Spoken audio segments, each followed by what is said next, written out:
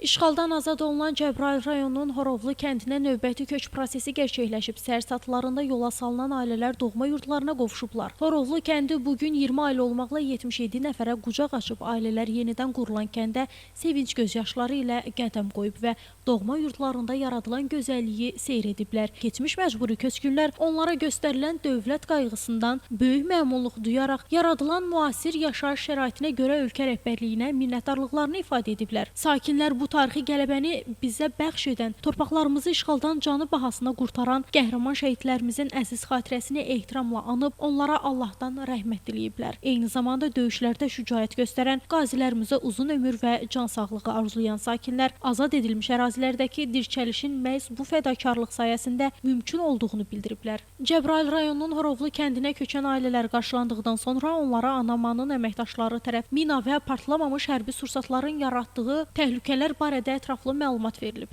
Ailələrə tanımadıqları naməlum əşya və cisimlərdən uzaq durmaları, belə hallarla qarşılaşdıqları təqdirdə isə aidiyyatlı qurumlara məlumat vermələri tövsiyə olunub. Açarların təqdim olunması mərasimində Cəbrayıl, Qubadlı və Zəngilan rayonlarında Azərbaycan Respublikası Prezidentinin xüsusi nümayəndəliyinin, qaçqınların və məcburi köçkünlərin işləri üzrə Dövlət Komitəsinin əməkdaşları və digər rəsmi şəxslər iştirak ediblər. Ailələr sevinclə açarları qəbul edərək evlərində məskunlaşıblar.